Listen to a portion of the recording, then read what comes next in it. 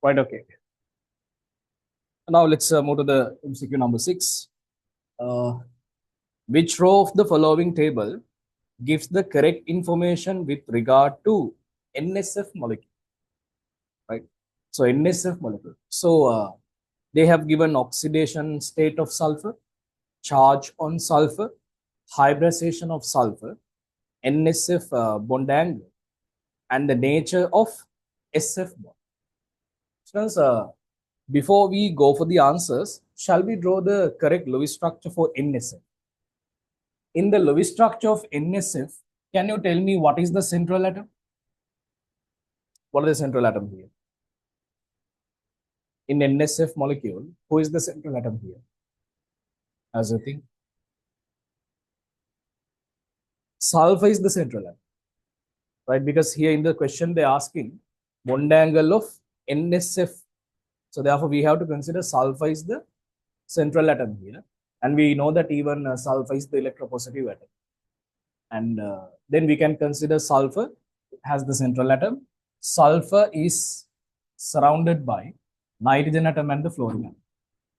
Then we can say that in this way, we can draw the skeleton NSF. We know that always fluorine is forming a single bond. Always fluorine is forming single bond. Then nitrogen is actually forming, so there is a tendency to form a triple bond here, because that is the best way to complete the octet of nitrogen atom in this way. And you can see that sulfur is also satisfying the octet. Now fluorine is satisfying the octet by adding 3 lone pairs. But remember, this molecule is neutral, right? As they given. So since the molecule is neutral, we have to consider that in the valence shell, the correct valence electron should be there. 1, 2, 3, 4. We know that in sulfur's valence shell, how many electrons are there? 6 electrons are there. So therefore, there should be a lone. Right? So therefore, the molecule should be exactly look like this angular shape, isn't it? Angular shape. Angular shape. So this is angular molecule. Angular. Now you can go for the options they have given. Oxidation state of sulfur. So what is the oxidation state of sulfur? You can see that in sulfur is the central atom here. So sulfur is surrounded by nitrogen and fluorine. So -1 + 1. Go through each and every bond separately. -1 + 1. And here -1 + 1. So therefore, oxidation state of sulfur atom is +1.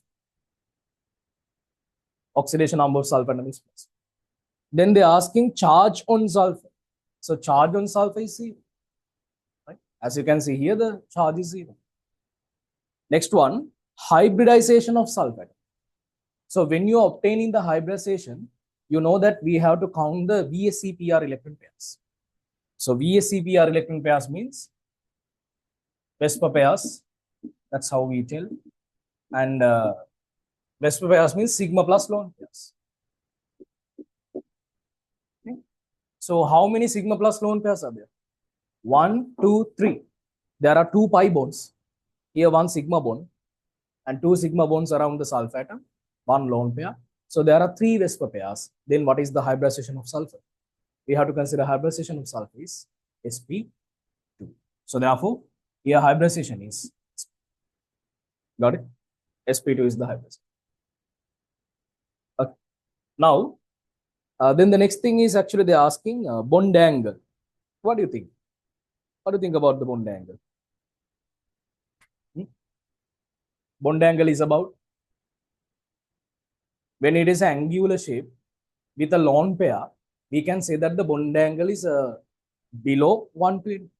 Yes, we can say below 120, right? So I can say that below 120, bond angle is less than 120 for sure, right? Bond angle is sure less than 120. And the next thing is they're asking nature of sulfur fluorine bond. Nature of sulfur fluorine bond. We can say that sulfur fluorine is actually a sigma bond. Remember, students, the sigma bond, a single bond. this sigma bond is made by the linear overlapping between sp2 hybrid orbital of sulfur atom and 2p atomic orbital of fluorine atom. Right? sp hybrid orbital of sulfur atom is linearly overlapping with 2p atomic orbital of fluorine atom in order to make the sigma bond, the sigma bond between sulfur and fluorine. Right? So here are the informations that we can obtain. So this option, right, according to the answers, 5 answers they have given, oxidation number +4, right? You can see that you can choose the answer by just considering the oxidation number. Why? In the 5 options they have given, in any answer they haven't given +4 except the 5th one. So therefore the 5th one is the answer. Okay? And check the others. Anyhow, charge of sulfur atom 0, hybridization sp2, and they have given here bond angle is between 90 and 120. Yeah, fine. Anyway, that is below 120. And hybridization is nature of SF bond is sulfur sp2 hybrid orbital linearly overlapping with 2p atomic orbital of fluorine. Correct. Eh? So therefore, question number 6, answer is number 5. MCQ number 6, answer is number 5. Raise your hand those who got the answer correctly. Raise your hand those who got the answer correctly. Okay, very good.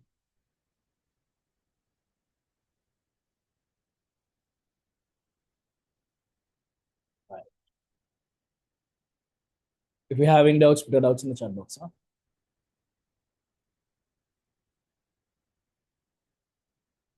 Okay, now let's move to the next question. Question number 9. Question number 9. Choose the molecule that does not have a dipole moment. Are you very easy? Right. Look at this one. Are we done with this one? Let's move to the MCQ number 9 quickly. MCQ number 9. They're asking choose the molecule that does not have a dipole moment. Look at these 5 molecules they have given. The first one is SF2, sulfur difluoride.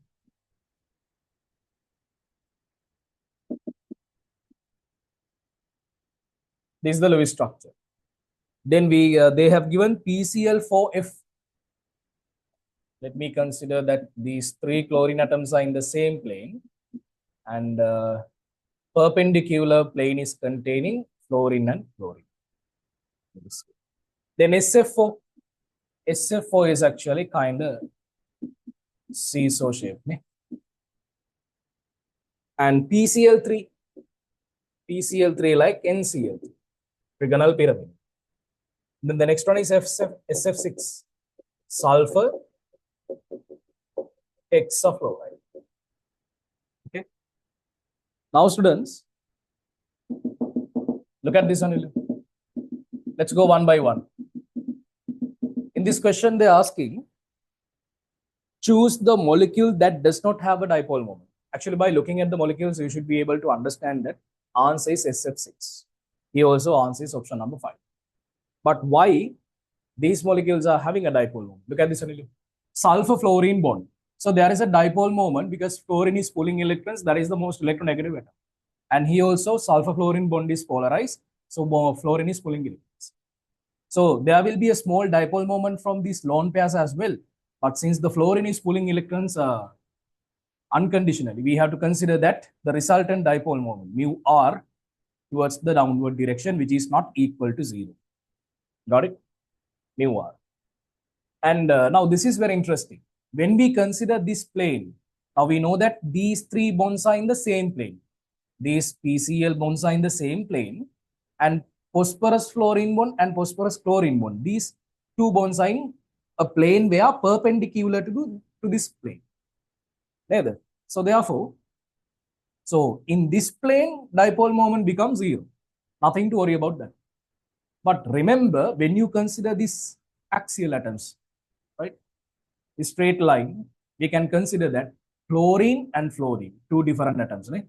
Fluorine is the one who pulling electrons more than chlorine, right? More than chlorine. So therefore, we have to consider that there will be a dipole moment, resultant dipole moment towards upward direction, which is not equal to 0. Right? Now go for the SF4. In SF4 again, we can see that fluorine is pulling electrons, all the surrounding atoms are same.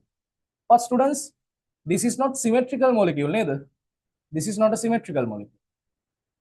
Right? So this is not a symmetrical molecule. So therefore, these two dipole moments will cancel off. But here you can see that sulfur fluorine bond and here as well. And then there will be a resultant dipole moment for the downward direction, which is not equal to 0. So PCl3. PCl3 also same like that. Chlorine is the negative one. So therefore chlorine is pulling electrons. Right? So lone pair effect is very low. Then there will be resultant dipole moment towards upward direction, downward direction, which is not equal to 0. Okay. Now go for the SF6. So when you go for the SF6, you can see that this molecule is symmetrical. Right? All the surrounding atoms are same. And the resultant dipole moment will be 0 because all the dipole moments will cancel. Always there is a opposite dipole moment to a particular dipole moment value. Right? These two cancel off and these two cancel off in a diagonal. And in the next diagonal, we can see another dipole moment like this. Right? They are also cancelling off. So therefore, the resulting dipole moment or net dipole moment is equal to 0. So they're asking here, the molecule does not have a dipole moment. So question number 9, MCQ number 9, answer should be number 5 again. Right? Raise your hand those who got the answer for MCQ number 9. It's very easy, right? Yeah. Right. Now let's move to the question number 13. Question number 13 is actually they have given a hydrocarbon which is containing a double bond and a triple bond. Single bonds are also there. Which of the following arrangements give the correct increasing order of the bond lengths of the bonds labeled as A, B, C, D, E in the above molecule? Let's move to the MCQ number 13. MCQ number 13.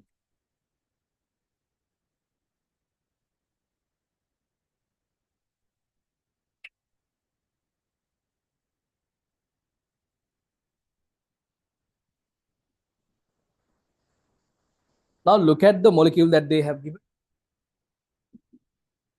CH3, CH2. And here we have carbon triple bond. And here we have CH, double bond CH2. And they have labeled the bonds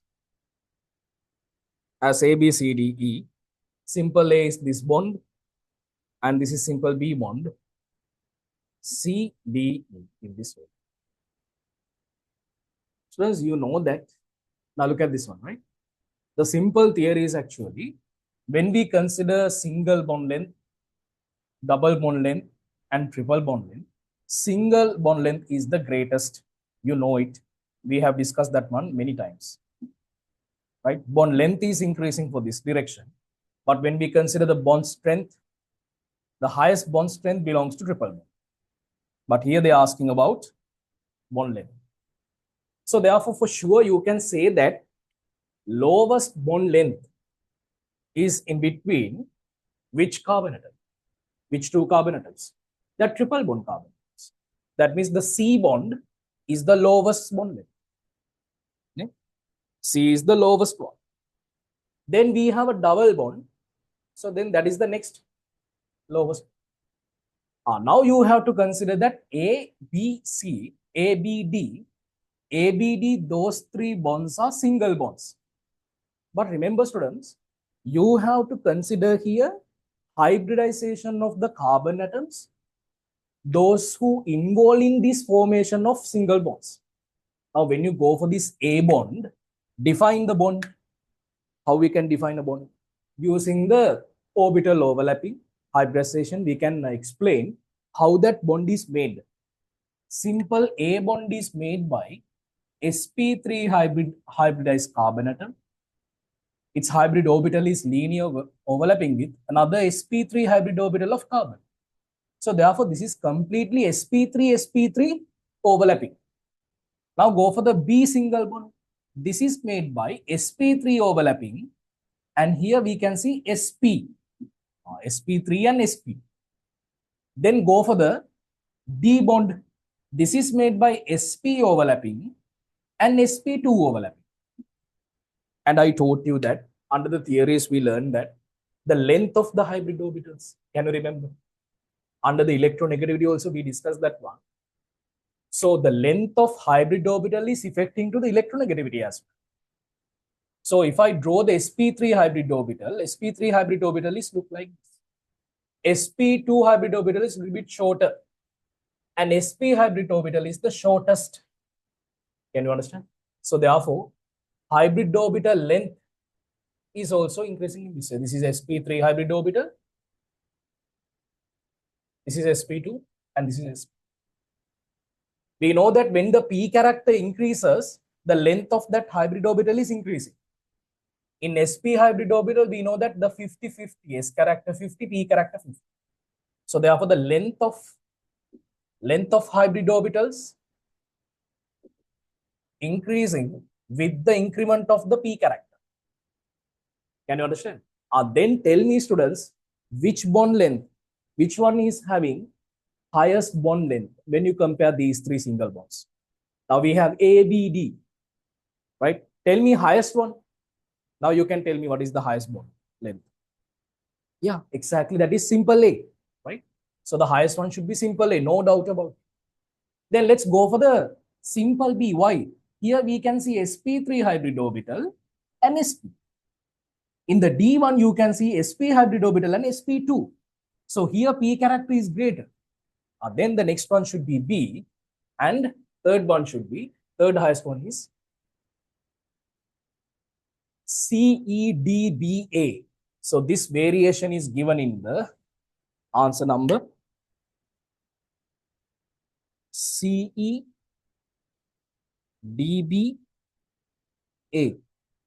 Question number 13, answer is number 4.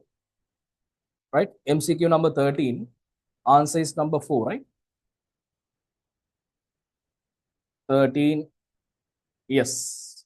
Answer is number 4. Raise your hand those who got the answer correctly by considering these factors. Now these are very simple theories, ne? We learn in unit number. Okay, with that, MCQ number 13 also over. So what is the next one?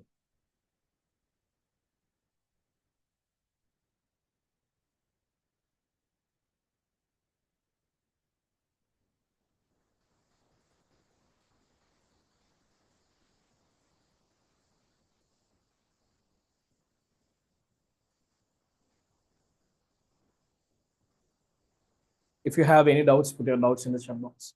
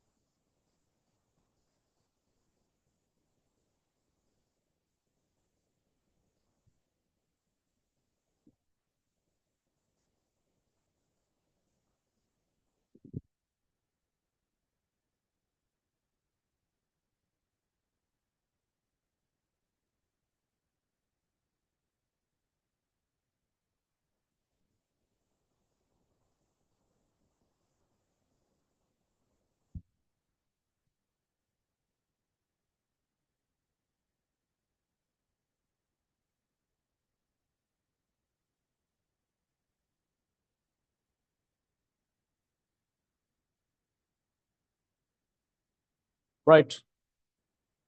So the next MCQ that I gave you is MCQ number 20. So let's try MCQ number 20.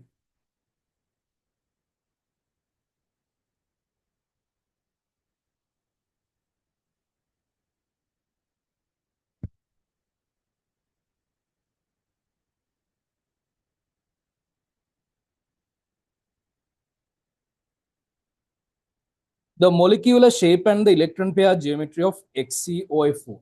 Very easy. Okay. So I think we have discussed this molecule in the paper class also. So XeF4, we know that there are 4 fluorine atoms, and oxygen atom is also there here. 1, 2, 4, 5, 6, 7, 8.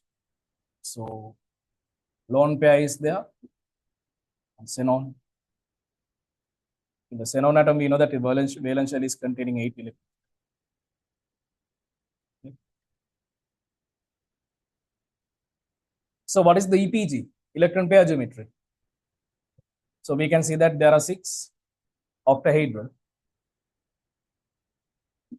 Okay. So tell me another name for octahedral. Another name for octahedral. Instead of octahedral, another name. What is the name I told you? Square bipyramidal. Square bipyramidal. Okay. So we can say that square bipyramidal. And what is the shape? So since there is a lone pair, I can say that this is just square pyramidal. Because only one pyramid we can see. Because of the lone pair, the second pyramid can be seen. So they're asking the molecular shape and the electron pair geometry. Shape is square pyramidal, and electron pair geometry is octahedral. So this answer can be seen in a 4th one, right? Question number 20, answer is 4. It's very easy. Yeah? Question number 20, answer is number 4. Raise your hand those who got the answer. You don't have to waste time on these questions. By looking at the molecule, you should be able to draw that one and go for the answers, right? It's very easy. Now let's move to the MCQ number 26, right? So these are the MCQs they have given from unit number 2. But compared to the 2011 paper, you can see that there are much more MCQs from unit number 2. Right? In the last year paper, 2011, there were not much MCQs from unit number 2, right? Now, still remember 2012 is old syllabus. Huh? We didn't come to our new syllabus papers. Our new syllabus papers are coming from 2019.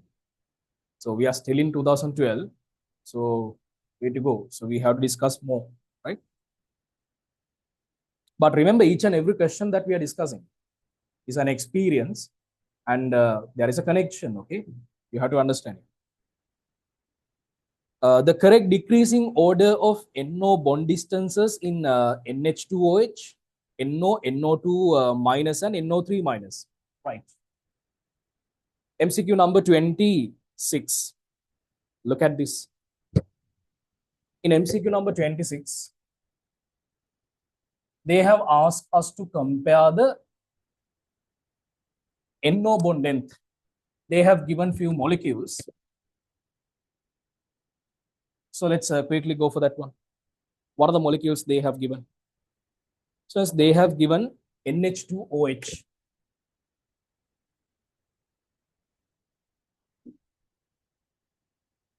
NO, NO2 minus and NO3 minus. These are the molecules and the anions they have.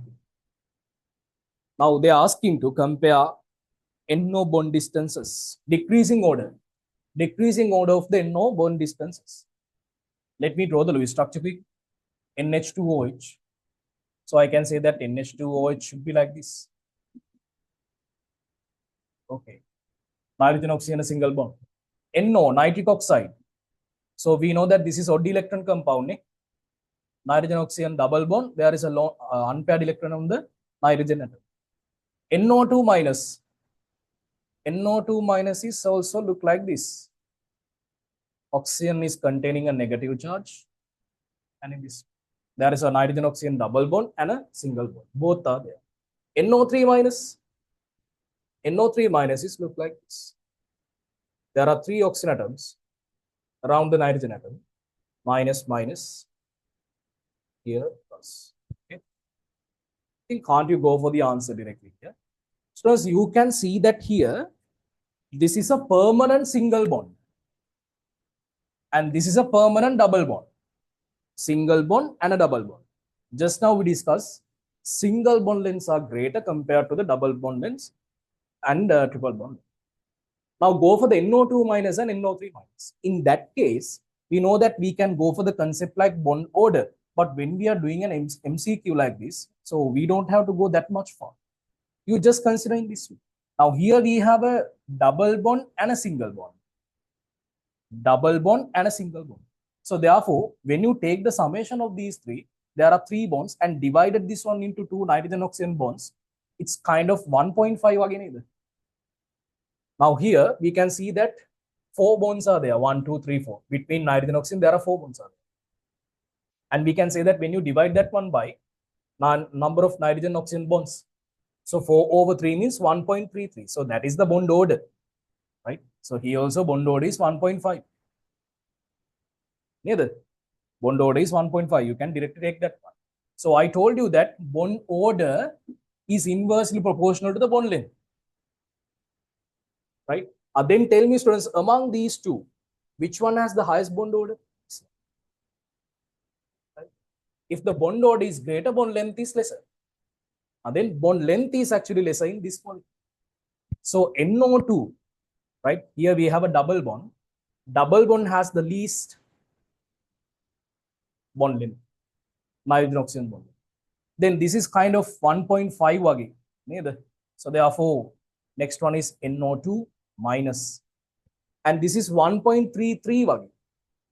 Right? Bond order is 1.33. So therefore, this one should come next. And the highest bond length belongs to definitely NH2. Right? This is the increasing order. But here in the question, they're asking, what is the decreasing order? NH2, OH, NO3 minus, NO2 minus, and NO.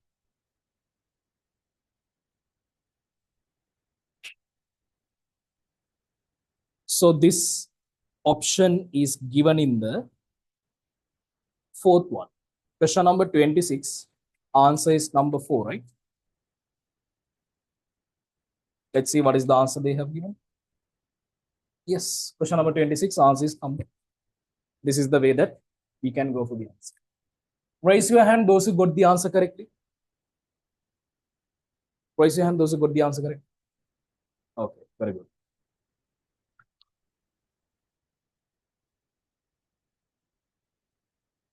So what is the next MCQ?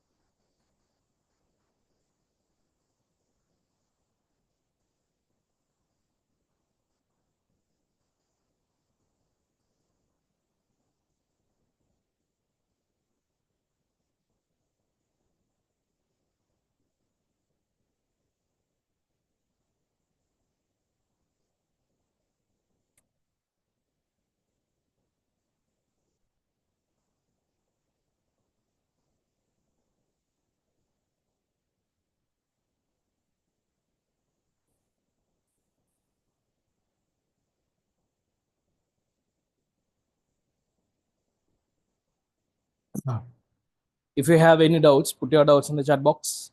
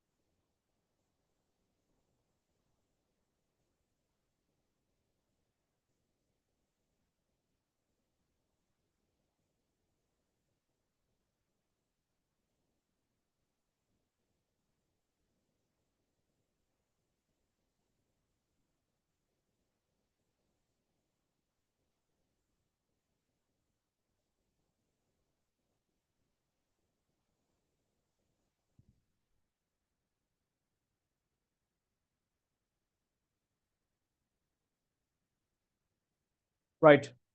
Now we have to go for the next question. MCQ number 41, right? I think that is the next MCQ we have to discuss from unit number 2, right?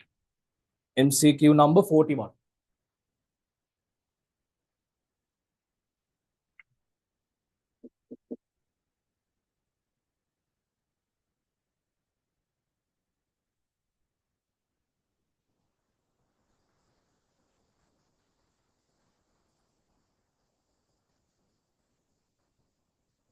Ammonia act as a Lewis base while BF3 act as a Lewis acid. Is that correct? Yes, friends, we know that Lewis acid and Lewis base, right? So we know that Lewis acid and a Lewis base. So what does mean by a Lewis acid and a Lewis base? So Lewis acid means the chemical species can accept lone pairs, right? They can accept lone pairs because of the electron deficiency. Lewis base means they can give, right? They can donate lone pairs, right? What are the examples for Lewis acids? We have discussed aluminium trichloride, AlCl3, BF3. So these kind of examples. Sorry. Lewis base, we know that water molecule, right? There are two lone pairs. So water molecule can donate electrons. H3O plus, example. Then ammonia. Ammonia can donate lone pair and produce ammonium, NH4 plus. So this is the definition for the Lewis acids and bases. Can accept lone pairs. Lewis acids. Lewis base can donate the lone pairs. Then it is known as Lewis.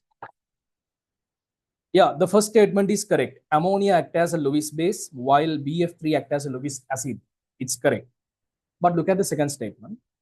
A Lewis base accepts protons while a Lewis acid donates protons.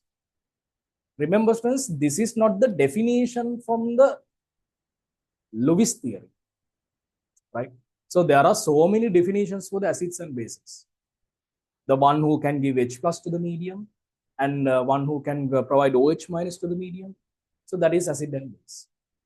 One who can give protons is an acid. One who can accept a proton is a base. So that is another definition, right? In acid-base equilibrium, we are learning that there are so many. There are Lowry Bronsted acids are there. Arrhenius acid bases are there. So likewise, there are so many definitions. So Lewis acid, Lewis base is another definition. So according to that definition, this statement is wrong, right? Because Lewis acid is the one who accepting lone pairs, not the protons. Here we should not discuss about the protons. Lewis base is the one who donate lone pairs. That's how they should define this one. So, but acid means the one who can give a proton or H plus. Base means the one who can accept H plus or proton. Right? According to that, this statement is correct. Yeah, I can accept that one. But remember, they have given about Lewis acid and Lewis bases. Then, according to the Lewis acid, Lewis base definition, that's wrong. Because Lewis acid means the one who accept lone pairs. Lewis base means the one who donate lone pairs. So therefore, the first statement is correct and the second statement is wrong. So that's how they have considered the answer in the marking scheme. So MCQ number 41, answer is number 3. We have to be very careful when we are going for the answers like these kind of statements. Right? Raise your hand those who got the answer as number 3.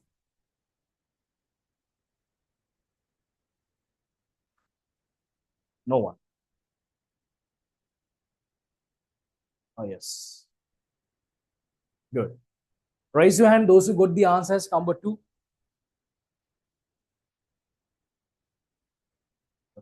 Vidashana, see? But I also believe that they should give the answer as number 2 as well. Actually, there should be 2 options. Because whatever the acid, we know that they can accept H pluses, they can give H pluses. And base means they can accept H pluses. That is correct. But in the marking scheme, the answer they have given is 3. Okay. Sometimes in the exam, they might reconsider these things, and they can change the answers accordingly. Right. Right. Now let's move to the next MCQ. MCQ number 42. The two nitrogen oxygen bond lengths in NO2Cl are equal. Two acceptable stable resonance structures can be drawn for NO2Cl. Right. So this question is also related to the NO bond.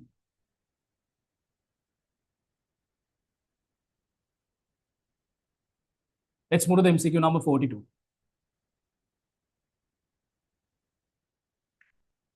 So the molecule that they have given is NO2Cl. So NO2Cl, what do you think? So the Lewis structure should be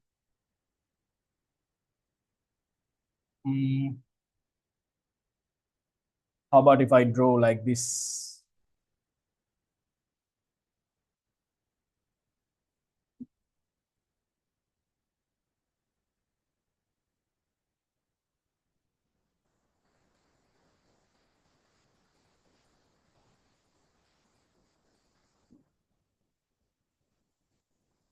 Okay, everything is perfect. Octet is completed. Charge-wise, everything is okay. Valence shell electrons are okay. So this is the stable, the most acceptable Lewis structure. And we can draw another resonance structure. We can put the single bond here and double bond here.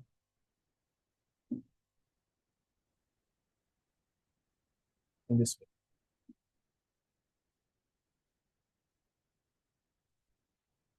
Let me put the double bond here.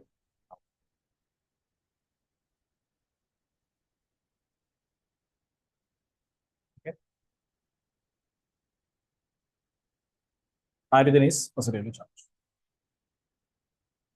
Can understand? So what is the resonance hybrid for this one? What is the resonance hybrid of this one? We know that the resonance hybrid is the very similar shape to the real structure. So the resonance hybrid should be like this. Partial double bond, Cl here. And nitrogen atom is positively charged. Here minus half and here minus half. So according to the resonance hybrid, we can say that nitrogen oxygen bond lengths are equal.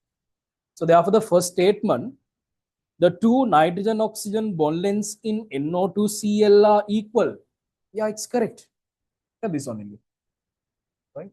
So even when we consider that, when we consider two different structures, you can see that the double bond shifting between NO. There are two portions. So therefore, NO bond lengths are equal. So that is proven by this resonance hybrid. Got it? Two acceptable resonance structures can be drawn for the NO2Cl. Yeah, that is the reason. That is the reason why NO bond lengths are equal. Because of these two structures only, we should be able to draw this resonance hybrid. According to that, you can see NO bond lengths are equal. I think MCQ number 42 answer should be first one. Let's see. Yeah. So they have given MCQ number 42.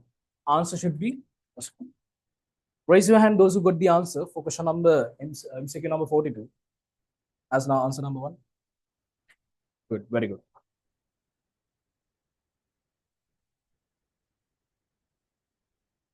Now, now this is the thing, MCQ number 45. Without knowing organic chemistry, you can't do that question because all three carbon atoms in propanol lie on the straight line. The reason that I choose you this one to discuss this one because hybridization is given. So therefore, we have to discuss, but actually you don't know what is propanol yet. That is an organic molecule. So when you know the name, you should be able to draw the structure. In organic chemistry, we are learning. Now, 2025 batch, they have completed these things. They know. So that's why I choose that question. So propanol means what? Okay, nothing to worry. Just listen to this one. Students, if the name is, when you are given an organic molecule, a name of organic molecule, if the name is ended up with L suffix, remember that is an aldehyde. Aldehyde means C double bond O H group is there.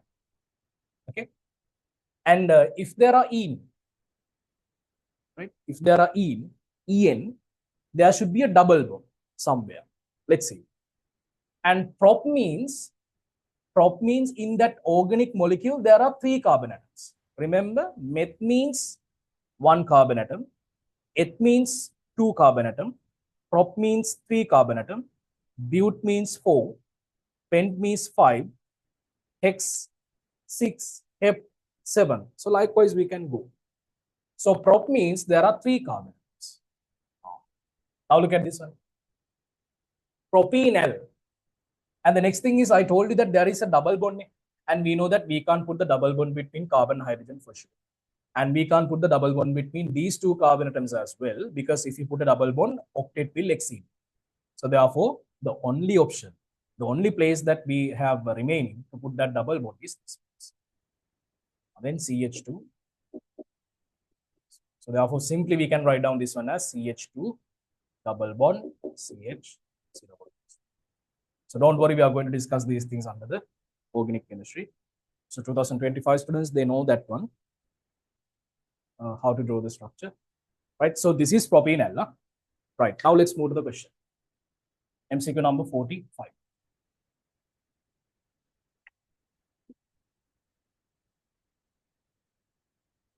So what is the statement says?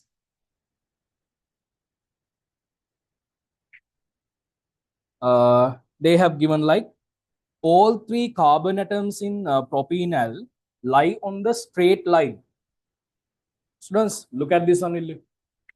If I draw the molecule with the correct shape, this one should be like this, isn't it? Carbon. And here we can say that double bond is there, hydrogen is there. All the carbon atoms are sp2 hybridized. Neither. All the carbon atoms are sp2 hybridized. They are lying on the same plane. We can say like that. They are lying on the same plane because sp2 hybridized. That's correct. But the statement says that all 3 carbon atoms in propanal lie on the straight line. That's wrong. You can see that the bond angle is around, this carbon atom is 120, 120, 120. Then they never exist in the straight line. Wrong. But we can say that they lie on the same plane because sp2 hybridized. First statement is wrong. All 3 carbon atoms in the propanal are sp hybridized. That's also wrong. As we discussed, there are 3 Vesper pairs, then have sp2 hybridization. So therefore, both the statements are wrong. Question number 45, answer is number 5. MCQ 45, answer is number 5. Raise your hand, those who got the answer correctly. Yeah. Okay. So the only thing that you don't know here is how to draw this propanal. But we are learning these things in organic. Okay. Right. So any other MCQs, anything that miss from unit number 2? I hope that I discussed all the MCQs from unit number 2, right?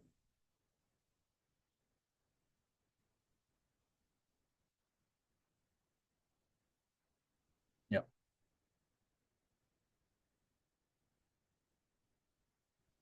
Anoasma, that is actually related to the organic chemistry. Yeah? Butanoic acid, 1-butanol. So those things actually, we can discuss that question under the organic chemistry. Okay. Hydrogen bonds are there secondary interactions, but organic molecules, since you don't know that one.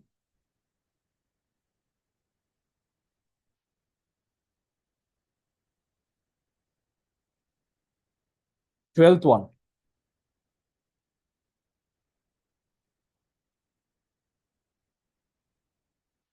12th one, we can discuss that one under chemical calculations.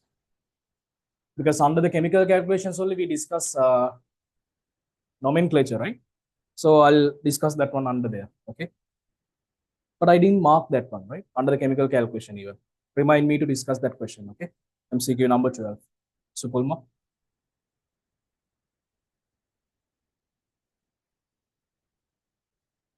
Anything else? Any other questions I miss from unit 2?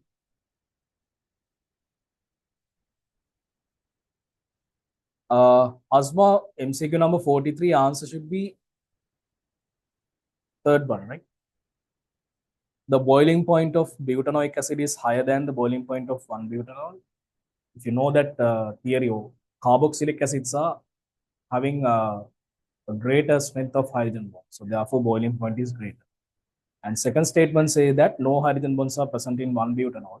So 1-butanol is not having, it's not possible because OH group is there. If OH group is there, definitely hydrogen bond should be there. So MCQ number 43, answer should be third one. If you know what are the organic molecules. Right, okay, then let's quickly move to the part A structure essay. Right. Part A structure essay. So let's see what is the first structure essay question that they have given in 2012 A level.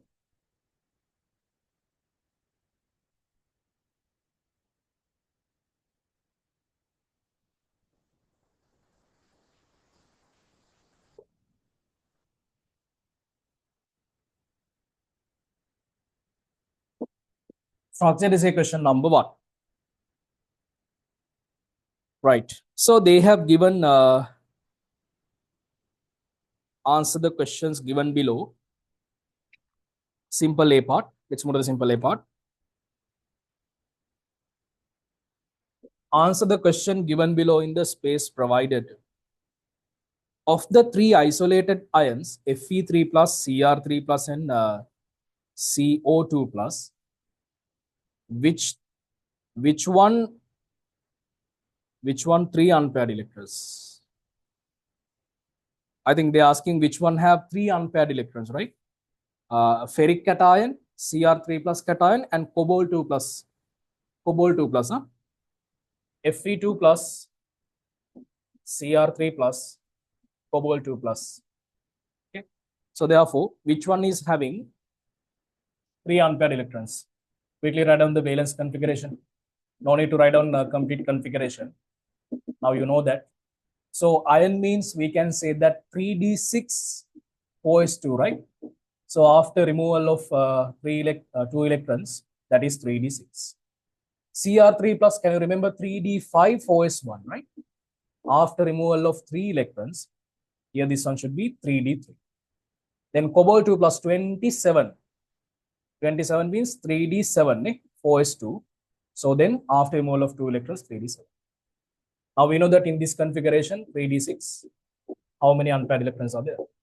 1, 2, 3, 4, 5, 6, 4 unpaired electrons are there. In Cr3 plus, after removal of 3 electrons from the chromium atom, only 3 unpaired electrons. 3d7, 1, 3, 4, 5, 6, 7. We can take both. Cr3 plus and cobalt 2 plus both can be taken. Why? 3 unpaired electrons, 3 unpaired electrons. So they're asking here 3 unpaired electrons. So Rome number 1, we have 2 answers out of 3, Cr3 plus and cobalt 2 plus. Both are having 3 unpaired electrons. Okay.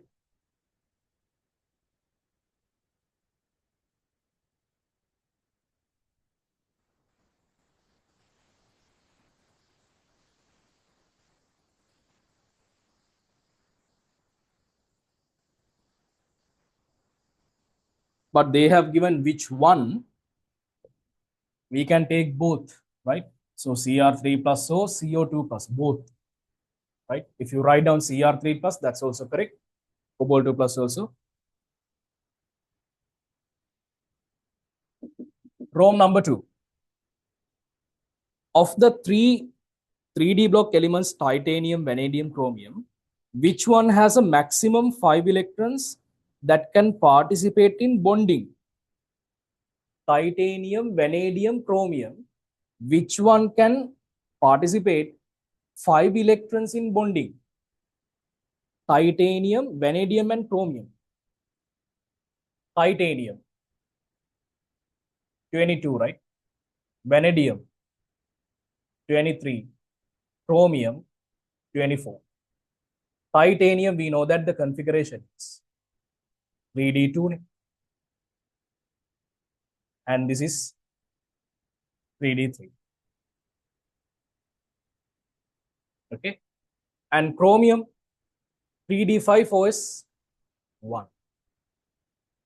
So which one can participate 5 electrons in bonding as you think? What is the option here? What is the answer here? As you think? Yes, that is the answer. Vanadium. So I think you can see that in chromium we have 3d5. Why can't we take these 5 electrons direct? So remember students, chromium's configuration is somewhat stable. Right? Chromium, we have seen that the oxidation numbers, the possible oxidation numbers are +2, +3, +6. +3 and +6 are very common. Right? Look at the compounds.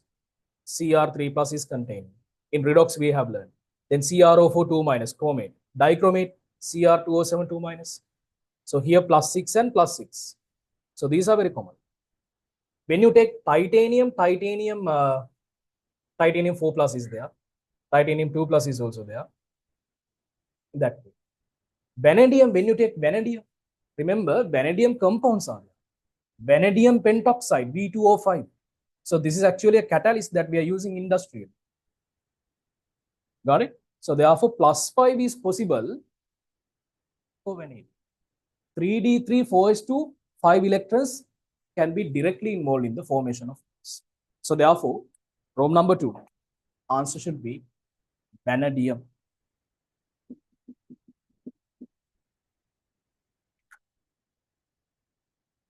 Next one, Rome number 3. Of the elements, of the 3 elements, carbon, nitrogen, silicon, which one has the lowest electronegativity? Carbon, silicon, nitrogen. We know that nitrogen is actually what?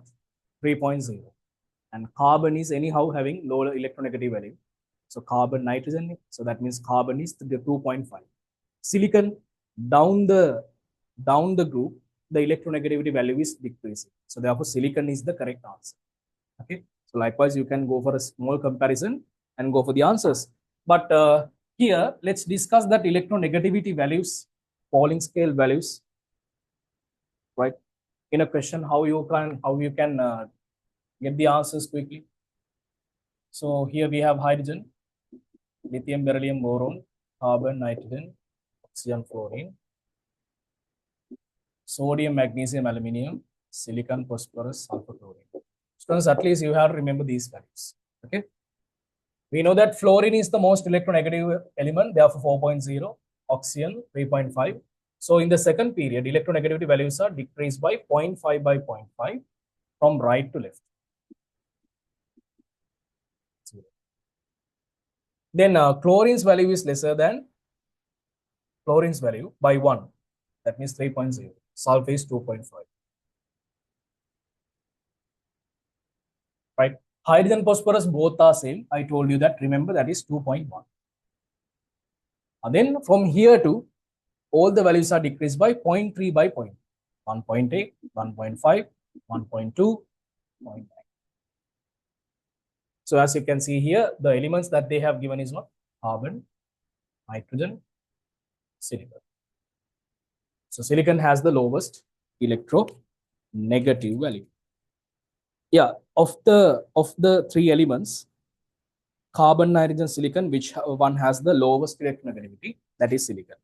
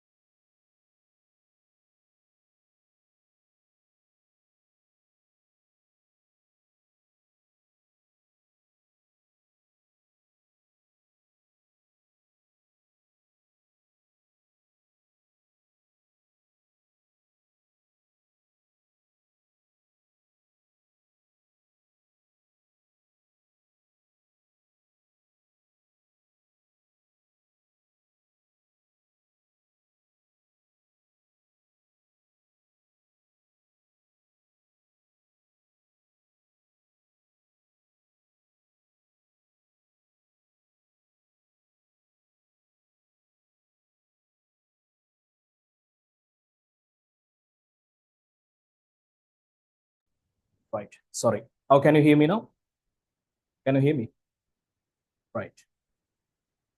Now, so this is the first ionization energy variation. So according to this zigzag variation, you can see that magnesium is the correct answer for the Rome number. Right. Sodium, magnesium, aluminium. So magnesium is the correct answer. Number 5.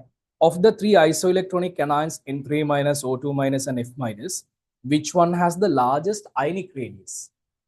N3 minus, O2 minus, F minus. How many electrons are there? They are isoelectronic. 10, 10, 10. Then go with the number of protons. 7, 8, 9. So when the protons are greater, what will happen to the radius? Radius is lower. Then N3 minus has the greatest radius. O2 minus, the second one. F minus. So they're asking here, which one is having the largest ionic radius? N3 minus. Very easy, ne? N3 minus. So the Rome number 6 is cation. Of the three cations, sodium plus, calcium 2 plus, and aluminium 3 plus, which one has the smallest ionic radius? Sodium plus, calcium 2 plus, and aluminium 3 plus. Look at this one.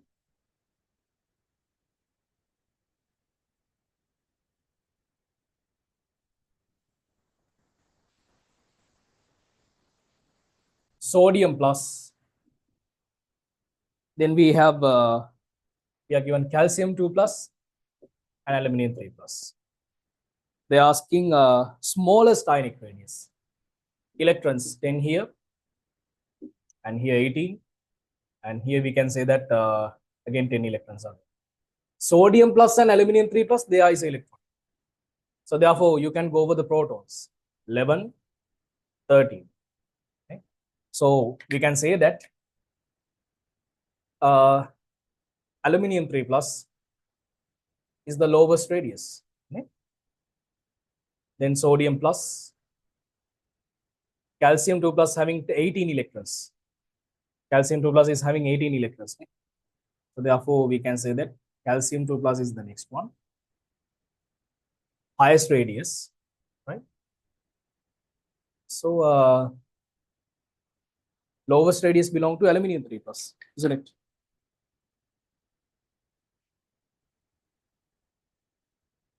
Yeah, aluminium 3 plus.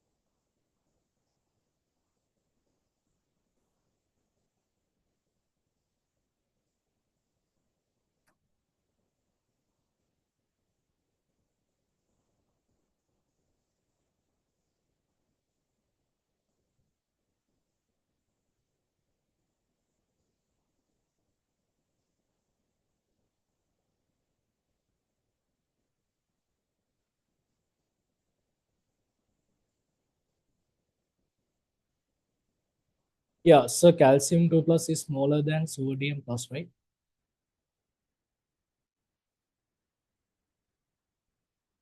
Uh, so here we can see that, yeah, because of the charge. Ne? So I told you recently that when we are comparing these kind of things, yeah, sodium, calcium plus should come here.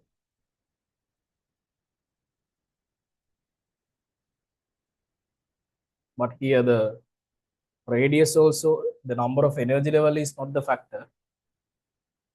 Charge is the factor. Both are cations, right?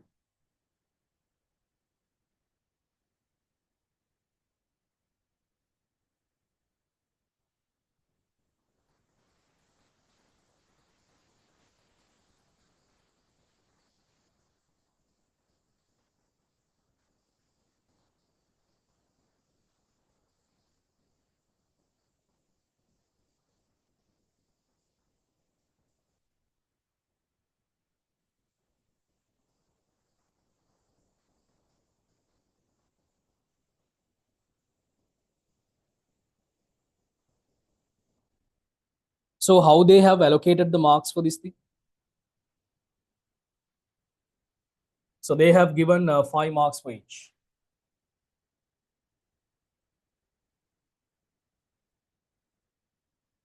So 5 into 6, they have given 30 marks for this simple part.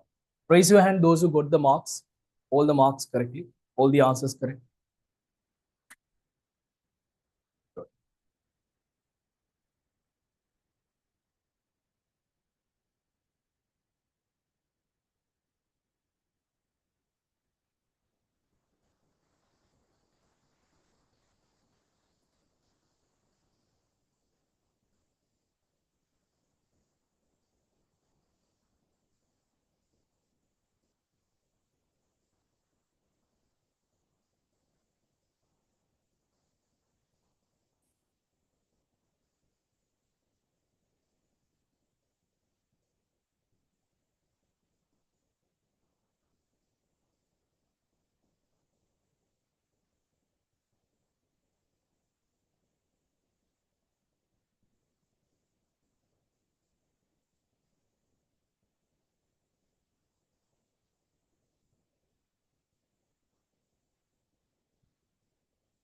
Vidushana, give me a minute. I'm checking that one actually. I'm also not sure about that one. This radius thing is a little bit confusing. Neither.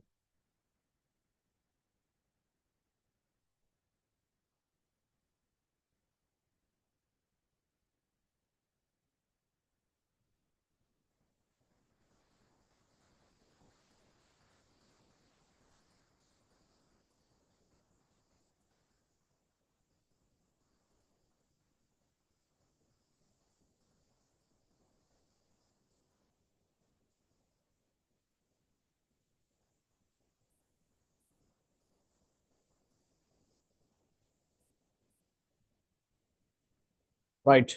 Now this is the thing. Now listen to this one. Zainab, just imagine you are comparing calcium. Uh, Here we are comparing calcium 2 plus and sodium plus. Both are cations. Both are cations. Both are cations means the number of proton count is little bit greater than the electron count in that particular species. So when we compare uh, an element with a cation, neutral atom with a cation, then we can say that that element has the greatest radius, right? So here we can see both of them are cations. In that case, you can go for the energy levels. That means here 18 electrons are there. 18 electrons are means it's going for the third principal energy level. And here sodium plus is having just 10 electrons, second principal energy. So therefore, the radius that we consider, yeah, that's fine. Nothing wrong with that. Calcium 2 plus should come here and sodium plus come. Okay. So here a little bit confusion between the ionic radius and the atomic radius. If they have given to compare ion and an atom, then we have to be very careful. Why? If it is a positively charged one, the radius should lower than that atom. If it is a negatively charged anion, the radius is greater than that particular atom. Can you understand? Can you understand what I'm saying? Right. So here all of them are cations. No? Then you can go with the electrons. Right. So here 18 electrons are there.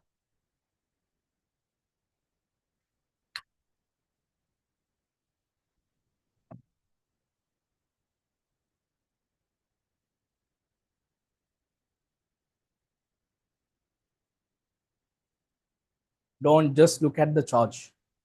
Okay. Right. So let's move to the simple B part.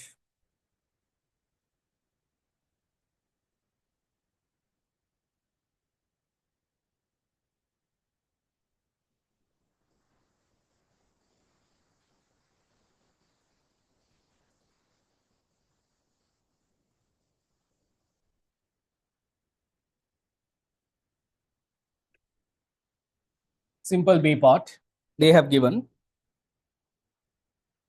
peroxonitrous acid, HOONO, is formed as an intermediate during the oxidation of acidified aqueous solution of nitrites to nitrates using hydrogen peroxide.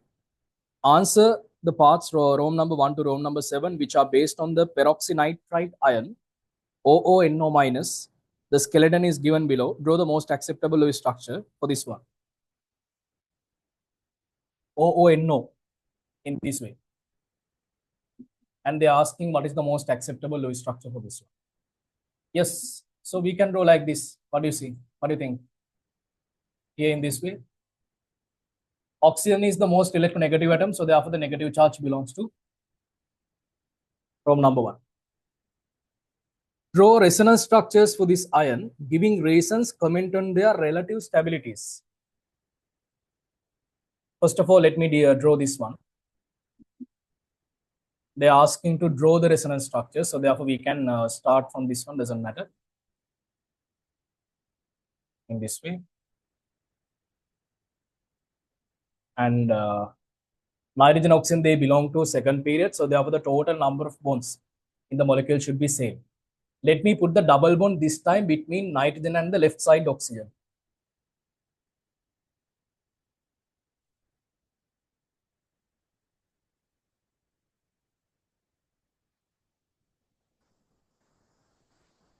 Okay, in this way. Then I can put the oxygen double bond between terminal two oxygen atoms.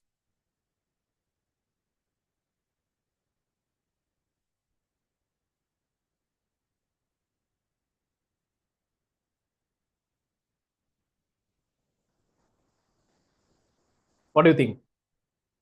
These three structures. Raise your hand those who drew these three structures for resonance structures. Quickly.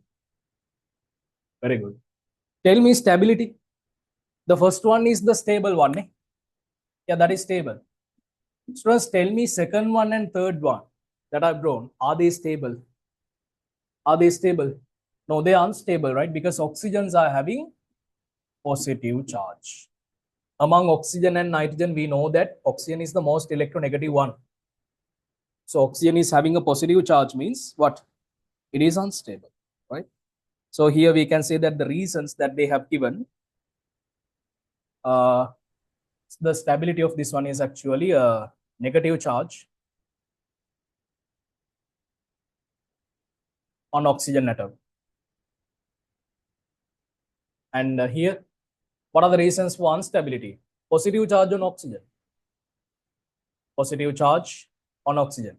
And we can tell another reason, charge separation is a little bit greater compared to the stable one. Charge separation. So I can say that a greater charge separation.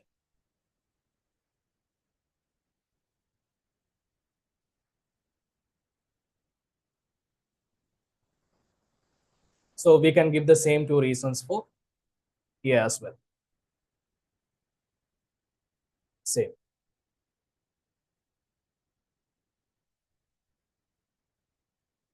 Let's see how they have allocated the marks. They have given 6 marks for this most acceptable Lewis structure. To mention whether they are stable or unstable, they have given 1 mark. And for the reasons, how they have given marks. For mentioning negative charge on oxygen atom, they have given 1 mark. They have given only for one reason here, this one or this one, they have given 2 marks. This one or this one, no? Or this one. But in the exam, you write down everything, okay? And even here, you can write down the charge separation is very low compared to these two. Understood? You can write down in that way also. Okay? So in that way, they have given marks.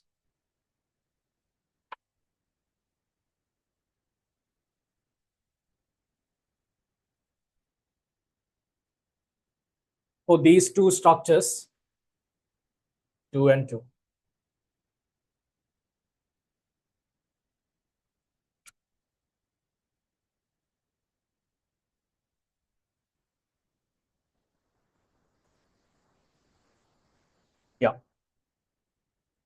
That's how they have given marks.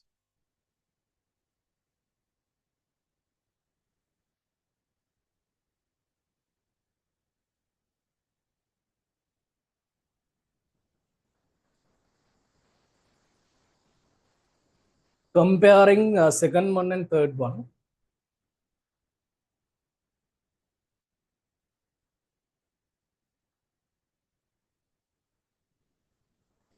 Yeah, third one is the most unstable one. Yes, Vidushan, as you said, give me the reason behind that one. So the reason is, you can see that the two adjacent atoms are having a negative charge, right? Yeah. So that is actually becoming more unstable, a reason for becoming more unstable compared to this one. But here we don't have that kind of a thing. We don't have same charge on two adjacent atoms. But in the third structure, you can see that charge separation is greater. Oxygen is having a positive charge, and two adjacent atoms are having what? Same charge. So you can include that one also in the reason. In the exam, keep that in your mind. Write down everything possible. We don't know to which answers they give marks, in which way they give marks. Now you look at this one. Even though you write down these two, they give marks only for this one, in this marking scheme in 2012, right? So we don't know our marking scheme how it will be. So write down everything as you can. Right.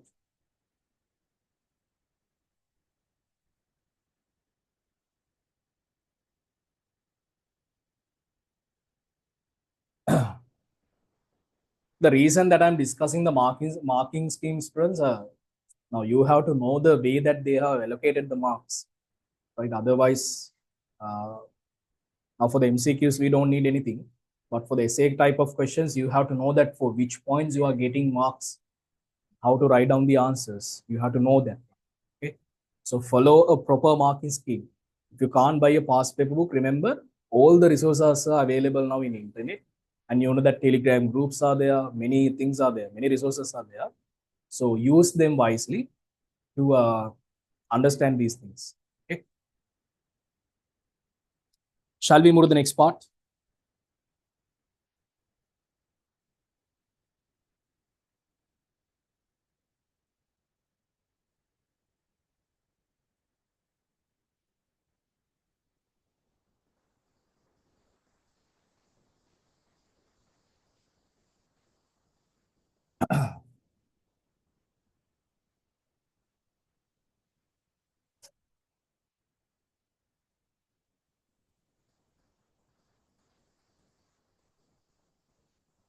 Right. Okay. Next one, problem number 3.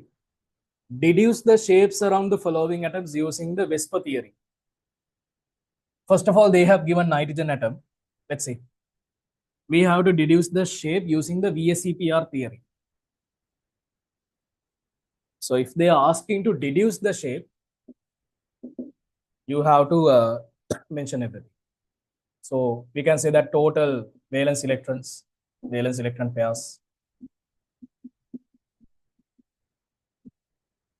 So we can say 1, 2, 3, 4. Then how many VSEPR electron pairs? We can say that 1, 2, 3. So how many sigma bonds, sigma electron pairs, sigma pairs? 2. Lone pairs, 1. Then EPG, electron pair geometry, trigonal planar. What is the shape around the nitrogen atom? Angular. Thanks. Okay. Then, so how they have allocated the marks for these things?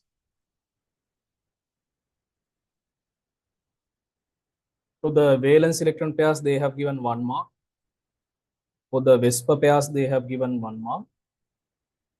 For the lone pair electrons, they have given 1 marks. For the shape, they have given 1 mark.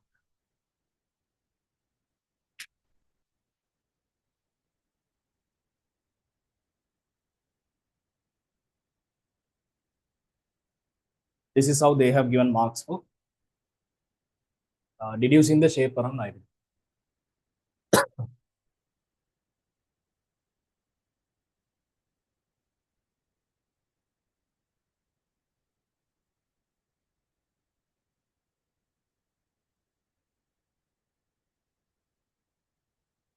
Right, okay. So the next one is they're asking oxygen attached to both nitrogen and oxygen. Next one is oxygen attached to both nitrogen and oxygen. So that means this one, right? They're asking about this one, yeah. So therefore, here we can say that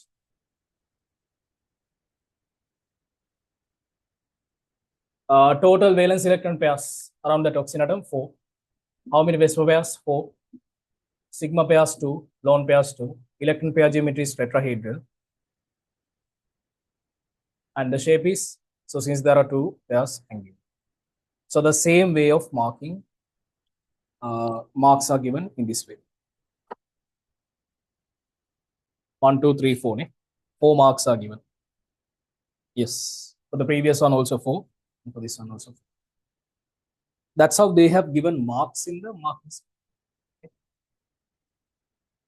Better you write down everything properly.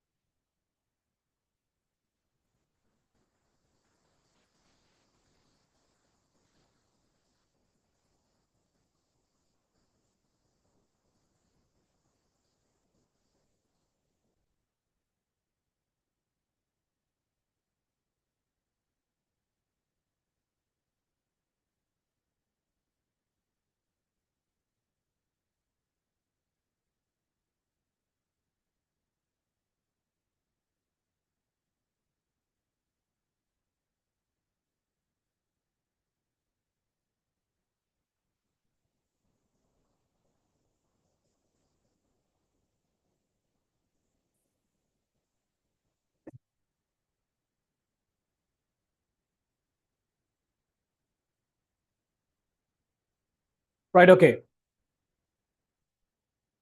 Shall we go to the next part? State the following. Row number 4. State the following. Electron pair geometry, hybridization of these two atoms. Are you very easy, right? See how easy these questions are?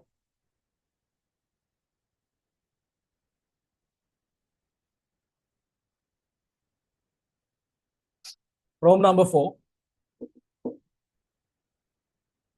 EPG and the hybridization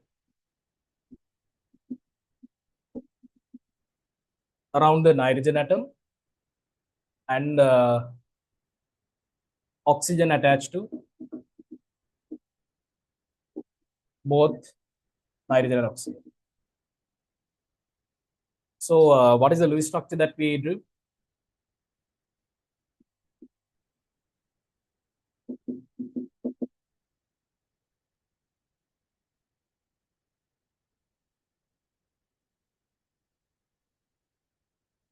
Electron pair geometry around the nitrogen atom is trigonal plane.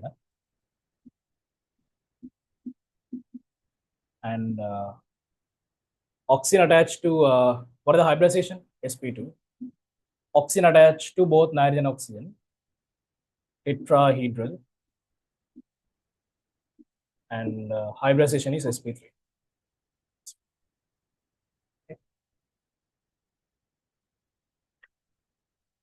So how much they have given for these answers?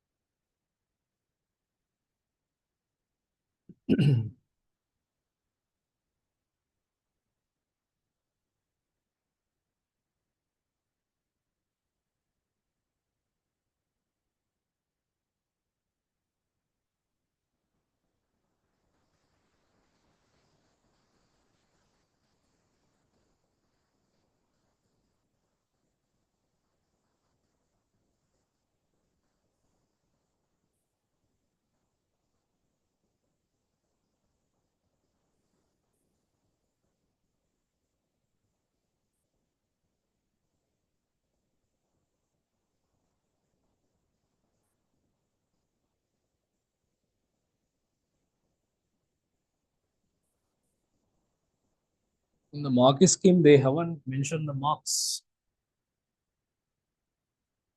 Students, if you have original mark scheme, tell me what are the marks they have given. In the past paper book, they haven't given.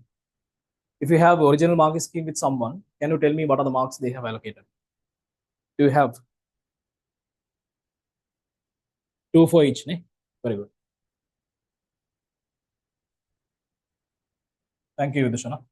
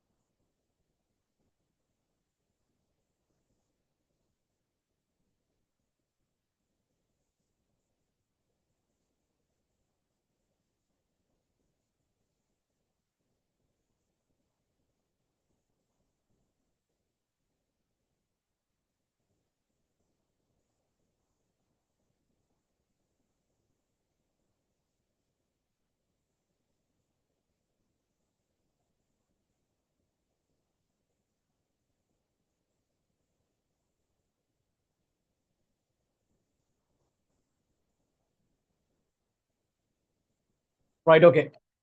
Let's go for the next one. So the next question, sketch the shape of the Lewis structure drawn in part Roman number 1 above, showing the approximate bond angles. Yeah, approximate bond angles. So therefore, no issue. So we can show that one this way. So this is angular shape, right? Around the nitrogen atom, the shape is angular. So therefore, I can consider in this way. No.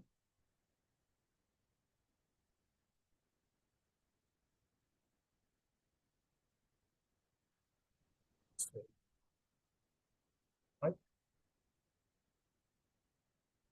So here we can say that bond angle is about. This is about, we can just put here less than 120. That's also fine. This is also less than 120.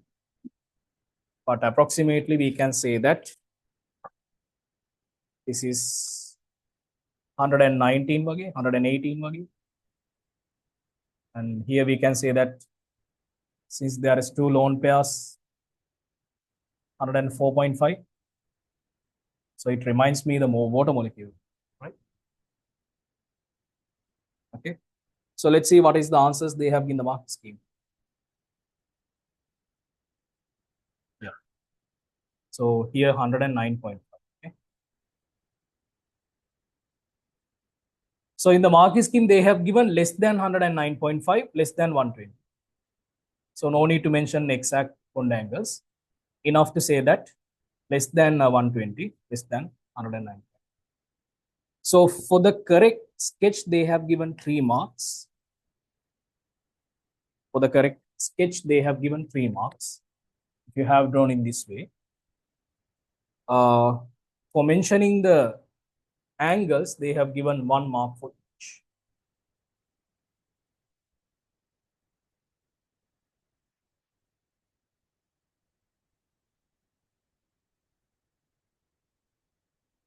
According to the way that I have given marks, actually I'm not obtaining the total as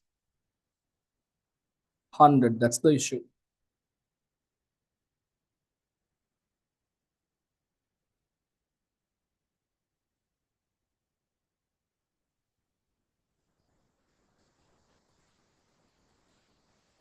Anyhow, next one, Rome number 6. Identify the atomic hybrid orbitals involved in the formation of the following bonds in the Lewis structure. drawn in part 1 above. Oxygen atoms are labeled as O1, O2, nitrogen, and O3, right? So they are always asking this question, orbitals involved in the formation of bonds. So therefore, they have labeled the atoms. This is O1, first one, second one, and third oxygen atom. They are asking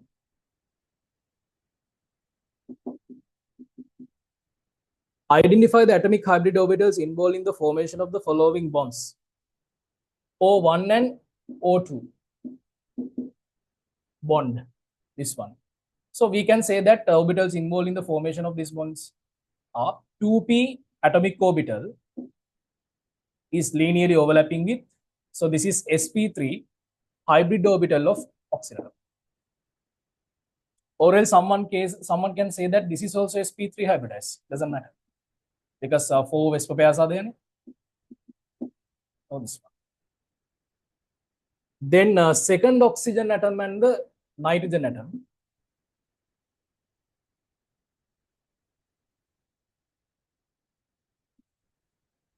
That bond is made by sp3 hybrid orbital of oxygen atom and nitrogen's sp2 hybrid orbital in this way.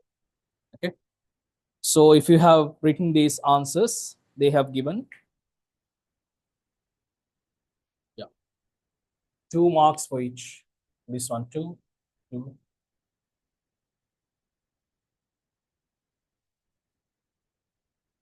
In this way.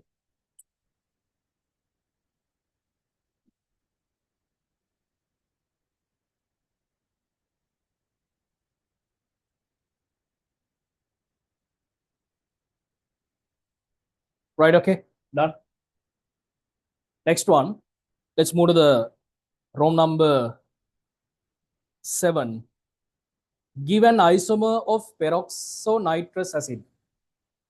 Now, peroxonitrous acid is room number 7. So this is actually HOONO, right? So this is the peroxonitrous acid. The reason that they have given peroxo is actually peroxide group is there. Right? 2 oxygen atoms are connected. Right? So students, when you look at the molecular formula, you can see that HNO3. So the isomer actually that we can draw is what? Nitric acid, HNO3.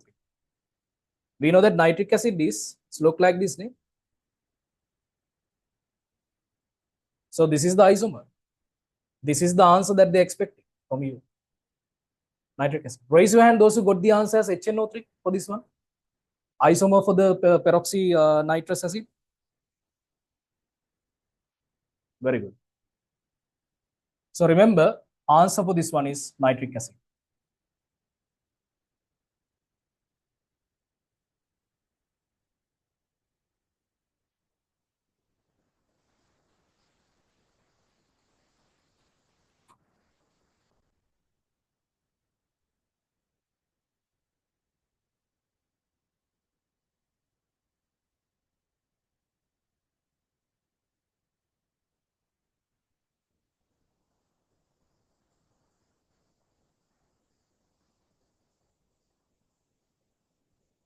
Right. Now let's move to the C part. C part.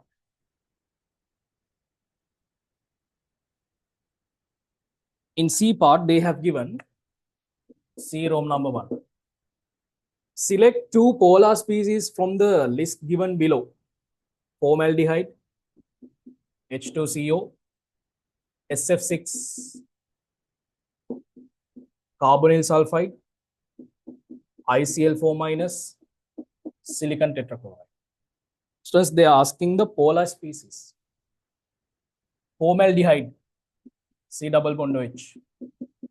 SF6, this is the Lewis structure. I'm not drawing the lone pairs, just the shape of the molecule. COS, ICl4 minus.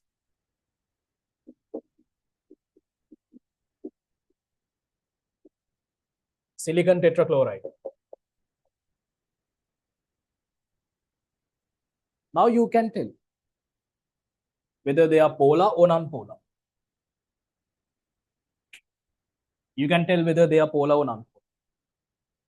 So this is a polar molecule, right? Resultant dipole moment towards this direction.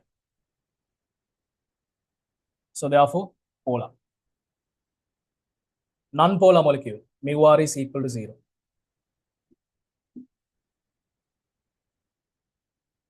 Polar molecule, because for this direction we have a resultant dipole moment. Oxygen is pulling electrons more than sulfur. This is non-polar molecules because chlorine is pulling electrons from iodine from opposite directions. These two will cancel off, these two will cancel off. So therefore mu r is equal to 0. So this is also mu r equals 0. Here asking two polar species, then we can say that formaldehyde, H2CO and COS. These are the two answers. So for these, they have given 5 marks for each. Raise your hand those who got the answer.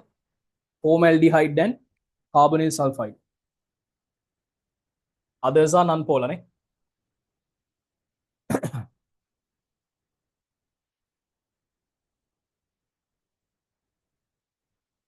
If you want, you can check out of 100 how much you obtain. Okay. Normally for the first structure essay question, you should be able to get 100 out of 100 easily because that much easy compared to the other questions.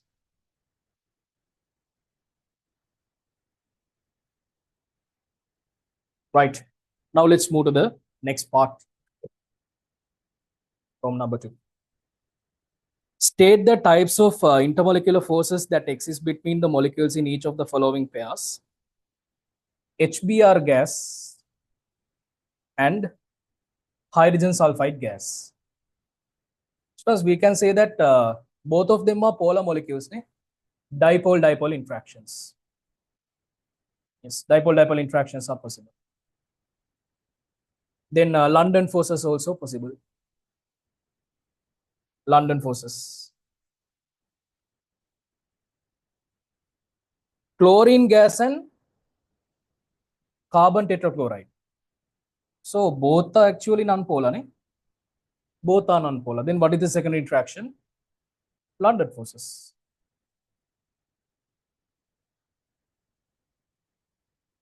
Methanol and water. Both are having OH groups. Both are having OH groups. Yeah. So therefore, the dominant one is hydrogen bonds.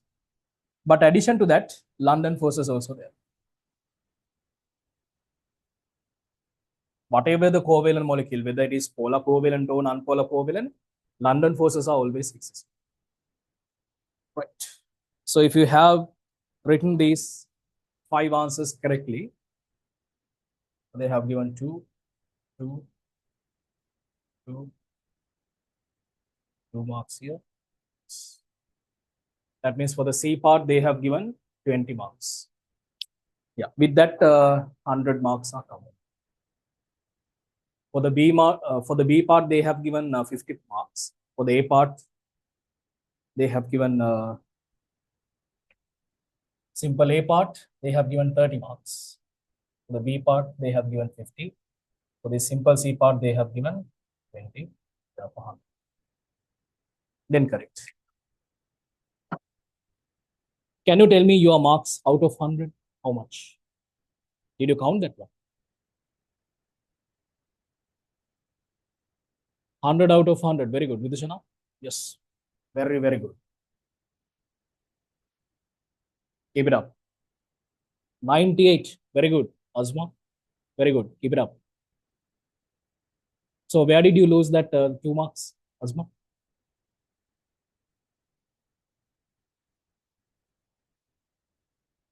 Didn't mention London forces here, right?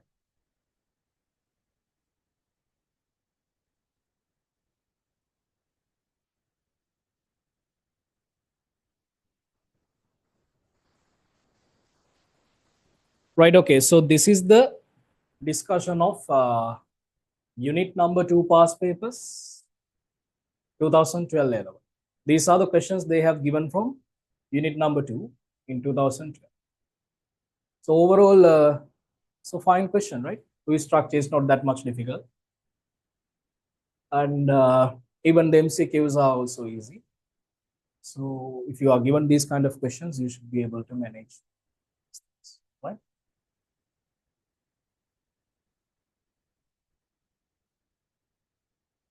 What are the doubts you have? Anything? Raise your hand if you have any doubts quickly.